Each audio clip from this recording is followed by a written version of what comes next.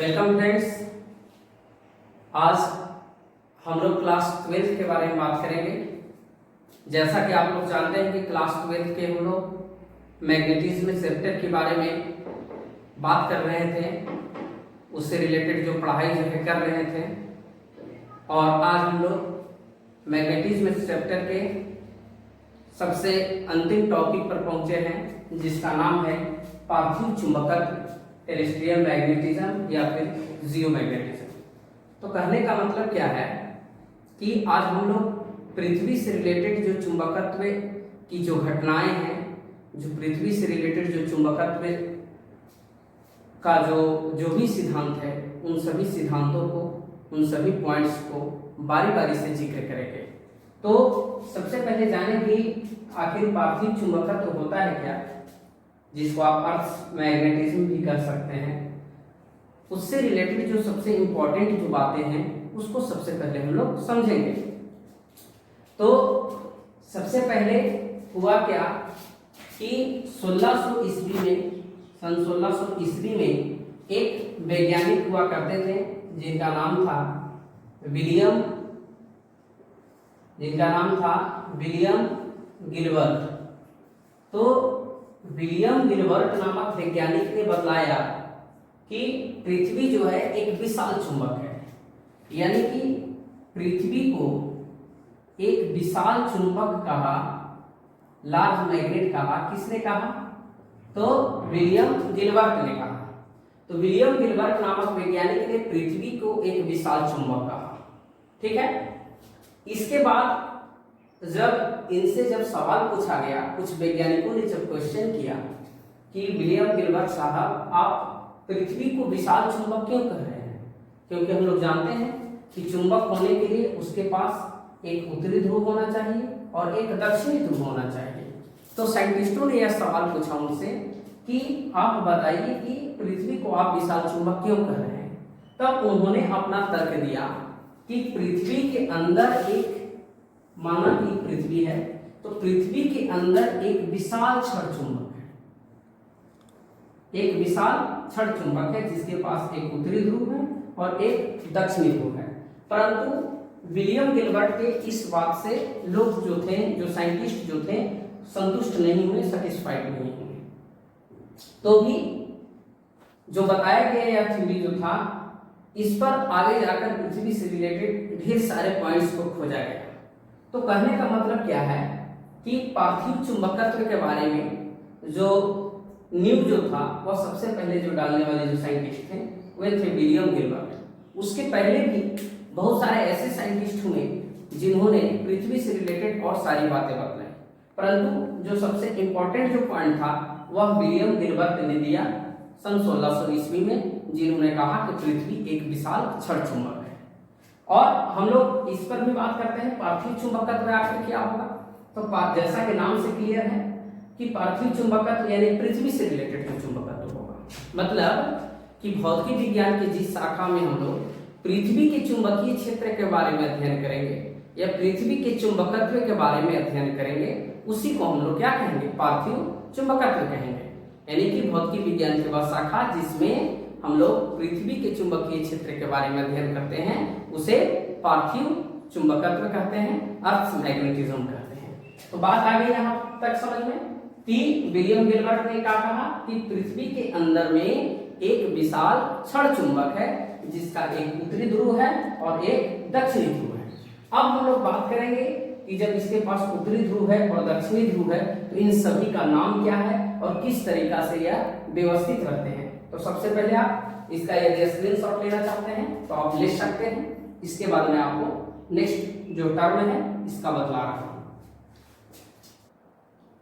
चलिए तो अब बात करते हैं हम लोग। आप लोग स्क्रीनशॉट ले लिए होंगे। तो पृथ्वी के चुंबकत्व के बारे में कैसे कैसे लोगों ने बतलाना स्टार्ट किया, तो उसके मैग्नेटिक फील्ड और उसके अंदर में जो विशाल क्षण चुंबक है उसके बारे में हम लोग बात करेंगे। जबकि आपको मैं आपकी जानकारी के लिए स्पष्ट कर दूं कि पृथ्वी के अंदर में कोई भी विशाल क्षण चुंबक नहीं है। यह धारणा जो है, यह कॉन्सेप्ट जो है, आगे जाकर पूर्ण रूप से गलत साबित हुआ, परंतु जो तथ्य हमें मिले शुरुआत में, उन तथ्यों को लेकर के आगे बढ़ना अति आवश्यक है। इसलिए हम लोग सबसे पहले बात करेंगे कि पृथ्वी के अंदर में एक विशाल क्षण चुंबक है, जो कि पूर्ण रूप से गलत भी है। तो हम उन सभी कॉजेस के बारे में भी बात करेंगे, उन सभी कारणों के बारे में बात करेंगे कि आखिर पृथ्वी किसी वस्तु को क्यों आकर्षित कर रही है, उसकी चुंबकीय क्षेत्र क्यों इस प्रकार से है। तो सबसे पहले हम लोग जानेंगे कि पृथ्वी के अंदर में एक विशाल क्षण चुंबक है। तो जैसा कि आप समझने का प्रयास करेंगे, माना कि एक जो है आपका एक पृथ्वी है, इसको मान लेते हैं पृथ्वी। ये जो पार्ट जो है ब्लैक वाला, इसको पृथ्वी की सतह समझ लेंगे, और यहां पर जो है इस तरफ और इस तरफ मान लेते हैं हम लोग ईस्ट है, पूर्व दिशा हो गया, इसके अपोजिट वेस्ट मान लिए, और इसके ऊपर में नॉर्थ है, और इसके नीचे में क्या है, साउथ है। अब समझना है ये जो डायरेक्शन जो दिया गया है यह किसके आधार पर दिया गया है, सूर्य के आधार पर दिया गया है कि जिधर उदय हो रहा है सूर्य का उधर पूरब हो गया, उसके अपोजिट पश्चिम हो गया, और सूर्य की तरफ जो फेस करते हैं उसके बाद दाहिने हाथ की तरफ आपका दक्षिण हो गया, और उसके अपोजिट क्या हो गया, उत्तर हो गया। तो ऐसे जो डायरेक्शन जो है इसको कहते हैं भौगोलिक डायरेक्शन, यानी कि ये ज्योग्राफिकल हो गया, भूगोल के हिसाब से हुआ, यानी कि भौगोलिक रूप से यह उत्तर हुआ भौगोलिक, और यह भौगोलिक रूप से जो है भौगोलिक रूप से जो है यह दक्षिण हुआ। ऐसा क्यों लिख रहे हैं, भौगोलिक रूप से उत्तर और दक्षिण लिखने का क्या तात्पर्य है, क्योंकि पृथ्वी के अंदर में हमें एक विशाल क्षण चुंबक मानना है, और जब विशाल क्षण चुंबक मानेंगे तो उसके पास भी एक उत्तरी ध्रुव होगा, एक दक्षिणी ध्रुव होगा। इसके लिए मैं आपको क्लियर कर दे रहा हूं कि जो बाहर जो दिखाया जा रहा है, जो पार्ट जो डायरेक्शन जो दिया जा रहा है वह भौगोलिक रूप से उत्तर दिशा और भौगोलिक रूप से दक्षिण दिशा है, भूगोल के हिसाब से सूर्य देवता को देखकर बनाया गया है। तो कहने का मतलब क्या है कि अब जो है हम लोग यहाँ पर सबसे पहले जो है इसके अंदर में एक विशाल क्षण चुंबक मानते हैं, इस ढंग से है, एक विशाल क्षण चुंबक है, और यह जो विशाल क्षण चुंबक है इसका एक दो पोल होगा, एक साउथ पोल और एक नॉर्थ पोल। तो इसका जो होता है साउथ पोल जो होता है वह होता है भौगोलिक उत्तर दिशा में, और जो नॉर्थ पोल जो होता है वह होता है भौगोलिक दक्षिण दिशा में। अब ऐसा क्यों होता है, क्यों लिखा गया, इसके रीजन पर भी बात करेंगे। सबसे पहले हम बात करते हैं कि यहाँ पर जो इसका जो मिलान पॉइंट होगा, जैसे मैं इसको मिला देता हूं, अगर ये जो मिलाने वाला जो पॉइंट है इसको हम क्या कहेंगे, इसको बोला जाएगा चुंबकीय अक्ष, क्योंकि हम लोग पढ़े हैं पहले से कि चुंबक के दोनों ध्रुवों को मिलाने वाली जो रेखा जो होती है सीधी रेखा, उसको चुंबकीय अक्ष कहते हैं। तो ये चुंबकीय अक्ष हो गया, और जो भौगोलिक उत्तर और दक्षिण दिशा को जो मिलाएगा भूगोल के हिसाब से जो बनाया गया है, ये वाला जो लाइन होगा ये क्या कहलाएगा, ये कहलाएगा आपको भौगोलिक अक्ष। क्या कहलाएगा, भौगोलिक अक्ष कहलाएगा। यानी कि एक भौगोलिक अक्ष और एक चुंबकीय अक्ष दोनों को दिखाया जा रहा है। चुंबक के दोनों ध्रुवों को मिलाने वाला जो है उसको चुंबकीय अक्ष, और भौगोलिक जो डायरेक्शन है, भौगोलिक उत्तर दिशा भौगोलिक दक्षिण दिशा, इसको जो मिलाने वाला जो लाइन है उसको भौगोलिक अक्ष कहेंगे। अब ये दोनों के बीच में एक कोण बन रहा है, इसके बारे में भी हम लोग आगे बात करेंगे जब आपको मैं बतलाऊंगा दिक्पात का कोण, नमन कोण जिसको नति कोण भी कहते हैं, उसके बारे में जब बात करेंगे तो वहां पर मैं समझाऊंगा कि यह कौन सा एंगल है।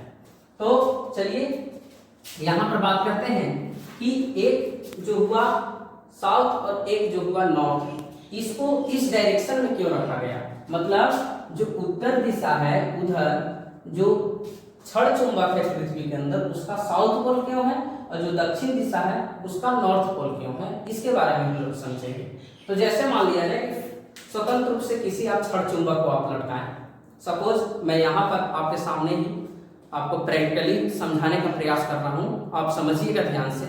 मान लिया जाए कि मैं आपकी ओर फेस किया हूँ, ये पूरब हो गया, मेरे बैक में पश्चिम हो गया, और इस तरफ दक्षिण हो गया, और इस तरफ उत्तर हो गया। अब मेरे पास एक क्षण चुंबक, इसको समझ लेते हैं कुछ देर के लिए। ये क्षण चुंबक है और इस क्षण चुंबक का मान लेते हैं जो कैप वाला जो पॉइंट है इसको साउथ समझना है और जो बच गया शेष पॉइंट उसको नॉर्थ समझना है। मतलब साउथ पोल कैप की तरफ, माथे की तरफ इसका साउथ पोल और इधर आपका हो गया नॉर्थ पोल। अब इस क्षण चुंबक को जो स्वतंत्र रूप से लटकाएंगे तो साउथ पोल जो है वह चला जाएगा साउथ डायरेक्शन में और नॉर्थ पोल जो है वो चला जाएगा नॉर्थ डायरेक्शन में। जैसा कि मैंने चैप्टर 1 में समझाया था, उत्तरी ध्रुव किसे कहते हैं, दक्षिणी ध्रुव किसे कहते हैं। तो साउथ पोल गया साउथ डायरेक्शन में। तो अब हम लोग चुंबक के गुण में यदि आते हैं तो हम लोग जानते हैं कि असमान ध्रुव यदि साउथ और नॉर्थ रहेगा, यानी कि दो असमान ध्रुव होंगे तो साउथ नॉर्थ के बीच में क्या होगा, आकर्षण बल लगेगा। तो ये जो साउथ जब गया साउथ डायरेक्शन में तो इस साउथ को कौन खींचेगा, नॉर्थ खींचेगा। क्लियर है, साउथ पोल है, फिर से समझिएगा, ये साउथ पोल है तो साउथ पोल को कौन खींचेगा। जैसे अगर मेरे पास दो मैग्नेट है, एक नॉर्थ पोल एक साउथ पोल, एक और मेरे पास मैग्नेट है क्षण चुंबक है, एक नॉर्थ पोल और एक साउथ पोल। अब ये दोनों के बीच में कौन सा बल लगेगा, आकर्षण बल लगेगा, चुंबकीय आकर्षण बल लगेगा। क्यों लगेगा चुंबकीय आकर्षण बल, क्योंकि ये साउथ है और ये नॉर्थ है, ये नेगेटिव है ये पॉजिटिव है, प्लस माइनस के बीच में आकर्षण मैग्नेटिक फील्ड लाइंस के कारण। लेकिन यदि यहाँ पर साउथ होता और नॉर्थ होता तो दोनों के बीच में विकर्षण बल लगता, यानी कि असमान ध्रुव होगा तब आकर्षण होगा। तो साउथ चला गया साउथ डायरेक्शन में, तो साउथ पोल गया साउथ डायरेक्शन में, साउथ पोल गया साउथ डायरेक्शन में। इसका मतलब उधर कोई नॉर्थ है जो इस साउथ को अपनी ओर खींच रहा है, यानी साउथ डायरेक्शन में कोई नॉर्थ पोल है। तो साउथ डायरेक्शन में भौगोलिक रूप से जो दक्षिण दिशा है उधर कोई नॉर्थ पोल है, भौगोलिक रूप से जो दक्षिण दिशा है, भौगोलिक रूप से जो दक्षिण दिशा है उधर कोई नॉर्थ पोल बैठा हुआ है। ऐसा साइंटिस्ट का कल्पना है कि भौगोलिक रूप से जो दक्षिण दिशा है उधर नॉर्थ पोल है, इसलिए मैग्नेट के साउथ को अपनी ओर आकर्षित करता है, यानी कि खींचता है। तो यह क्लियर हो गया आपको कि किसी भी क्षण चुंबक को जब हम स्वतंत्र रूप से लटकाते हैं तो उसका जो किनारा पृथ्वी के दक्षिण दिशा को सूचित करता है उसको दक्षिणी ध्रुव ही कहते हैं, क्योंकि इस दक्षिणी ध्रुव को एक्चुअल में जो पृथ्वी के अंदर में जो आपका नॉर्थ पोल है उसको खींच रहा है। इसलिए आपको भौगोलिक दक्षिण दिशा में नॉर्थ पोल को रखा गया है और भौगोलिक उत्तर दिशा में साउथ पोल को रखा गया है। तो साउथ किसको खींचेगा, नॉर्थ को खींचेगा। तो नॉर्थ को खींचेगा तो किस डायरेक्शन में चला जाएगा, भौगोलिक उत्तर दिशा में चला जाएगा। तो इस प्रकार से यहाँ पर आप इसको समझ चुके होंगे। अब हम लोग इसी में बताने का प्रयास करते हैं कि इसका मैग्नेटिक फील्ड लाइंस चुंबकीय क्षेत्र जो होते हैं किस प्रकार से आगे बढ़ते हैं। तो थोड़ा सा समझिएगा यहीं पर। जैसे अब हम लोग जानते हैं ये भी भौगोलिक रूप से साउथ डायरेक्शन हुआ, ये नॉर्थ डायरेक्शन हुआ, जी लगाते हैं, जी से जियोग्राफिकल हो जाएगा, यहाँ पर भी जी लगा देते हैं, ये मैग्नेट का है। अब क्या होगा, मैग्नेटिक फील्ड लाइंस एन से निकलकर एस में जाती है, एन से निकल करके एस में जाएगी, क्या जाएगी, मैग्नेटिक फील्ड लाइंस जाएगी, एन से निकलकर एस में। ढेर सारा लाइंस, जितना बड़ा फील्ड आप बना सकते हैं, क्रिएट कर सकते हैं, है ना। तो एस एन से निकलकर किस में जा रही है, एस में जा रही है। डायरेक्शन दे देंगे, एन से निकलकर और किस में इंटर ले रही है, एस में। इस प्रकार से मैग्नेटिक फील्ड लाइंस को दर्शा सकते हैं, अर्थ के मैग्नेटिक फील्ड लाइंस को हम लोग दिखा सकते हैं। तो यह हो गया पृथ्वी से रिलेटेड जो मैग्नेटिक फील्ड लाइंस की जो बातें थी वह यहाँ पर क्लोज होता है। अब मैं आपको बताऊंगा कि पृथ्वी के चुंबकत्व के कारण जो इसका मैग्नेटिज्म के कारण जो है रीजन जो है वह क्या है। तो सबसे पहले मैं आपको इसमें और यहाँ पर कंफर्म कर दूं कि ये जो लाइंस जो है, ये डॉट डॉट जो लाइन जो देख रहे हैं, ये भौगोलिक अक्ष हो गए, ये जो लाइन हो गए ये चुंबकीय अक्ष हो गए। और एक और पॉइंट यहाँ पर आप समझ लीजिए, एक होता है भौगोलिक याम्योत्तर, और एक होता है चुंबकीय याम्योत्तर। मोस्ट इंपोर्टेंट पॉइंट, चुंबकीय याम्योत्तर मैग्नेटिक मेरिडियन और एक भौगोलिक याम्योत्तर होते हैं, ज्योग्राफिकल मेरिडियन होते हैं। तो भौगोलिक याम्योत्तर क्या है, तो भौगोलिक अक्ष आप लोग जान गए, ये जो अक्ष है, ये जो लाइन है, मतलब पृथ्वी के जो उत्तर और दक्षिण दिशा जो है भूगोल के हिसाब से उसको मिलाने वाली जो लाइन है उसको भौगोलिक अक्ष कहते हैं, और जो उसके अंदर में जो क्षण चुंबक की कल्पना कर रहे हैं उसको जो मिलाने वाली लाइन से दोनों ध्रुव को, उसको चुंबकीय अक्ष कहते हैं। तो जो चुंबकीय अक्ष से जो तल जाएगा, तल कहने का मतलब एक सतह, जैसे समझाने के लिए मैं यहाँ पर लेता हूँ, जैसे एक कोई तल है, इसको हम लोग तल बोलते हैं। तो अगर भौगोलिक अक्ष से कोई तल जाता है इस ढंग से, तो यह हो जाएगा भौगोलिक याम्योत्तर। भौगोलिक अक्ष से जो तल जाएगा किसको कवर करेगा, वह हो जाएगा भौगोलिक याम्योत्तर। और चुंबकीय अक्ष से कोई तल जाएगा, चुंबकीय अक्ष से यदि कोई तल जाता है तो इसको हम कहेंगे चुंबकीय याम्योत्तर। फिर से आप लिख भी सकते इसको, चुंबकीय याम्योत्तर किसको कहते हैं, तो चुंबकीय अक्ष से किसी भी जो पृथ्वी है या फिर किसी क्षण चुंबक, किसी भी क्षण चुंबक के चुंबकीय अक्ष से जाने वाली जो तल है, जो उदग्र तल है, ये तल जो है, ये जो सतह है, इसी को हम लोग चुंबकीय याम्योत्तर कहते हैं। और उसी प्रकार से भौगोलिक अक्ष से जो जाने वाली तल है इसको भौगोलिक याम्योत्तर कहते हैं। ये दोनों को समझना बहुत जरूरी है, क्योंकि जब इन दोनों डेफिनेशन को आप समझिएगा तब आपको समझ में आ गया आएगा दिक्पात का कोण, नमन कोण पृथ्वी के चुंबकीय क्षेत्र का क्षैतिज घटक, जो कि पृथ्वी के चुंबकीय तत्व के रूप में जाने जाते हैं। तो चलिए अब हम लोग बात करते हैं कि पार्थिव चुंबकत्व के कौन कौन से कारण हैं। तो आप इसका स्क्रीनशॉट भी ले सकते हैं।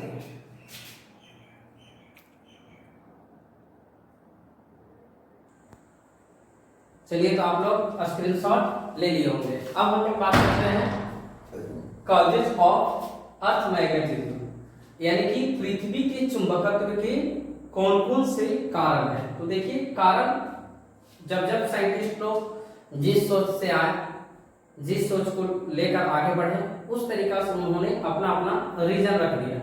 परंतु ढेर सारे रीजनों में मैं मुख्य रूप से 3 रीजन दिया हूं, जो कि तीनों में से कोई भी रीजन जो है अभी तक पूर्ण रूप से यह संतुष्ट नहीं कर रहा है कि पृथ्वी के चुंबकत्व का कारण यही है। मतलब अभी भी इस पर रिसर्च जो है चल रहा है, परंतु अभी तक क्लियर यह नहीं हुआ है कि पृथ्वी के चुंबकत्व का जो मेन रीजन है वो क्या है। परंतु इनमें से ही कोई एक बहुत ज्यादा इंपॉर्टेंट है जो सेटिस्फाइड भी करता है।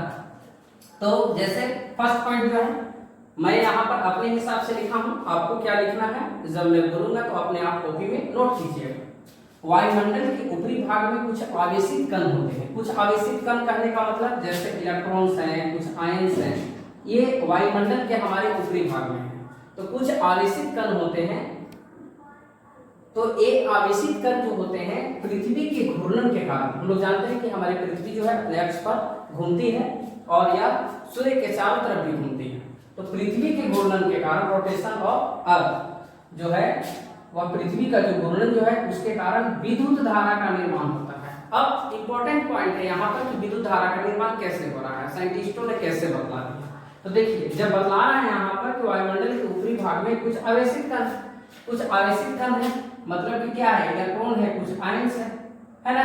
तो कहने का मतलब क्या है कि जब पृथ्वी जो है घूर्णन करेगी, जब यह रोटेट होगी, तो इसके साथ साथ इन पार्टिकल्स पर प्रभाव पड़ेगा, यानी इनका घूर्णन होगा।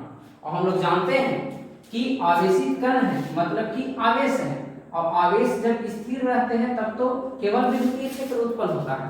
परंतु आवेश को जैसे ही किसी भी प्रकार का अगर उन्हें गति कोई दे दिया, यानी उन्हें मोशन में कोई ला दिया, चाहे जो भी विधि हो, तो वह आवेशित कण जो होता है वह चुंबकीय क्षेत्र उत्पन्न करने लगता है। क्या उत्पन्न करता है? चुंबकीय क्षेत्र। जैसा हम लोग जानते हैं विद्युत धारा उत्पन्न होती है। विद्युत धारा जब बढ़ती है, जब तार में जब चलती है, तो उस तार के चारों तरफ क्या होता है? चुंबकीय क्षेत्र उत्पन्न होता है। तो जब यहाँ पर कुछ टेक्निकल फॉल्ट अभी हो गया था, आप इसे ठीक ढंग से देखें, शायद आपको देखने में भी कुछ परेशानी हो, लाइट का प्रॉब्लम हो गया। तो चलिए बात करते हैं।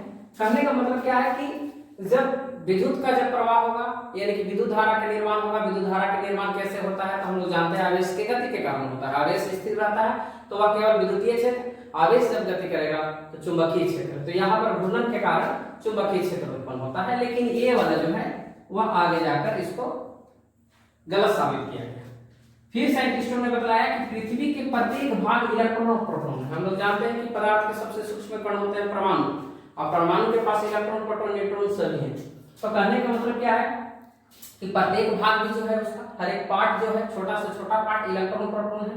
तो पृथ्वी के घूर्णन के कारण इलेक्ट्रॉन प्रोटॉन जो होगा वह जो है एक धारा का निर्माण करेगी, एक इलेक्ट्रिक करंट का निर्माण करेगी, और जो इलेक्ट्रिक करंट का निर्माण करेगी तो वहां पर चुंबकीय क्षेत्र उत्पन्न होगा। परंतु ये भी धारणा जो है, ये भी कॉन्सेप्ट आगे जाकर गलत साबित हुआ।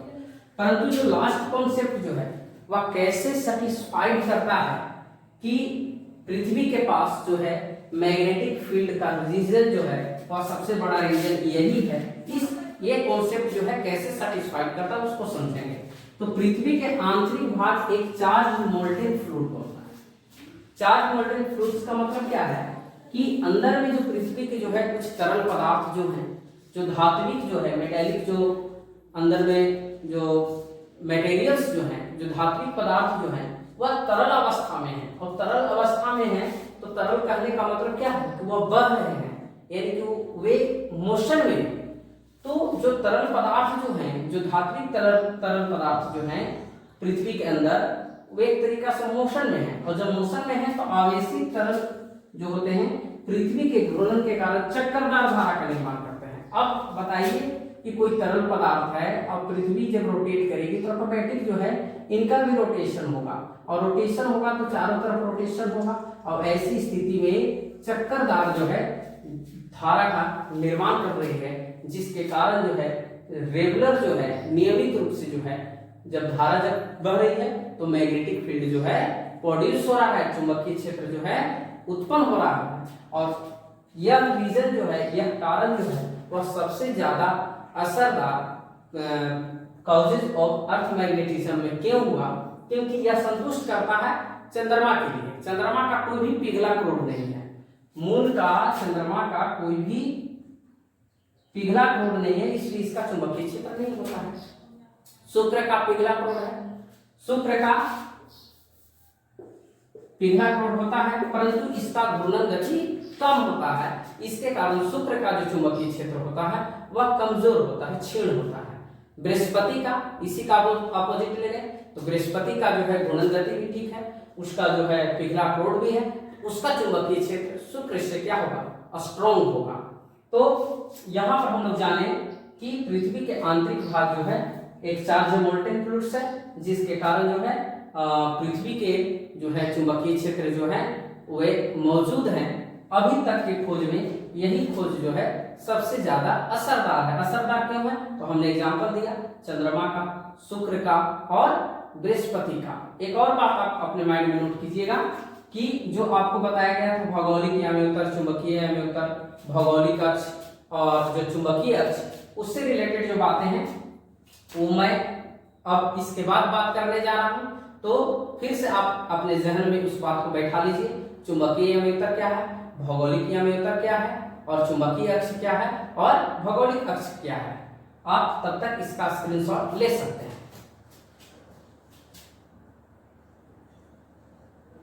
चलिए तो अब बात करते हैं पृथ्वी के चुंबकीय तत्व के बारे में, जो कि बहुत ही ज्यादा इंपॉर्टेंट है और सबसे लास्ट टॉपिक है इस मैग्नेटिज्म का, मैग्नेट सेक्टर का।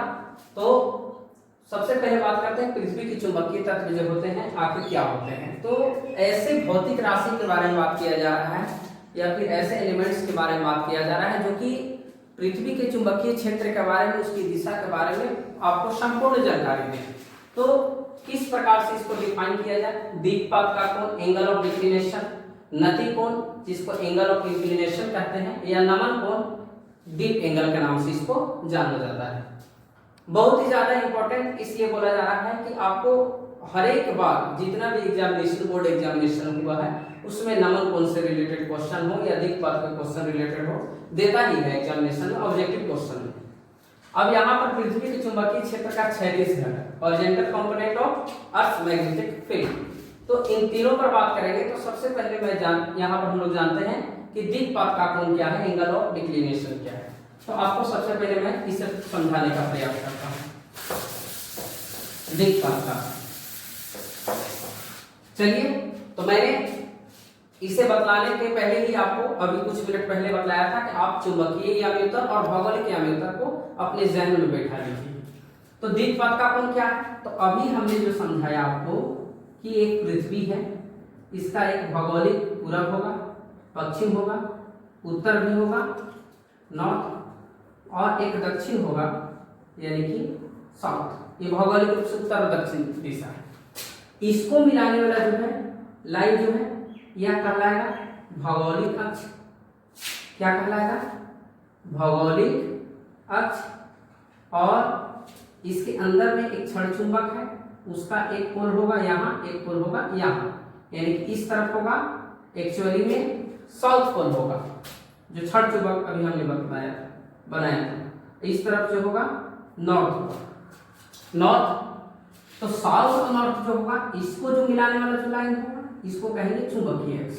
तो मैग्नेट होगा ना, तो वह मैग्नेट जो होगा उसमें एक साउथ पोल होगा, साउथ पोल होगा उत्तर डायरेक्शन में, नॉर्थ पोल जो होगा वह दक्षिण दिशा में होगा, भौगोलिक रूप से दक्षिण दिशा में।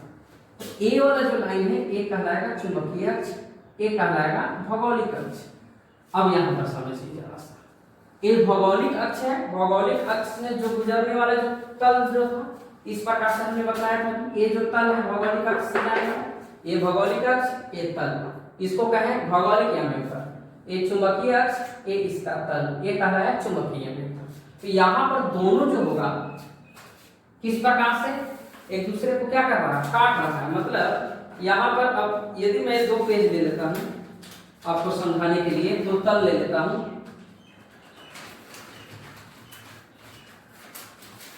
यदि दो प्लेन है, एक आपका हो गया भौगोलिक याम्योत्तर, भौगोलिक अक्ष से जा रहा है, एक चुंबकीय याम्योत्तर, तो दोनों के बीच में ऐसे काट रहा है, ये ऐसे काट रहा है, दोनों के बीच में क्या बन रहा है? एक एंगल बन रहा है, कोई कोण बन रहा है। ये जो कोण जो क्रिएट हो रहा है यहाँ पर, जो कोण बना उस कोण को हम लोग कहेंगे दिक्पात का कोण। उसे क्या कहेंगे? इस कोण को कहेंगे, जो दोनों के बीच में बना उसी को क्या कहेंगे? दिक्पात का कोण कहेंगे। मतलब सिंपल परिभाषा आपको क्या बोलना है? चुंबकीय याम्योत्तर और भौगोलिक याम्योत्तर के बीच जो कोण बनता है उस कोण को हम लोग क्या कहते हैं? दिक्पात का कोण कहते हैं। अब हम लोग बात करेंगे कि आखिर साउथ पोल और नॉर्थ पोल जो है, ये भौगोलिक याम्योत्तर और चुंबकीय याम्योत्तर जो है दोनों से अलग क्यों है? मतलब कि भौगोलिक रूप से जो उत्तर जो है और जो चुंबक का जो दक्षिण जो है, ये दोनों के बीच में दूरियां कितना होती है?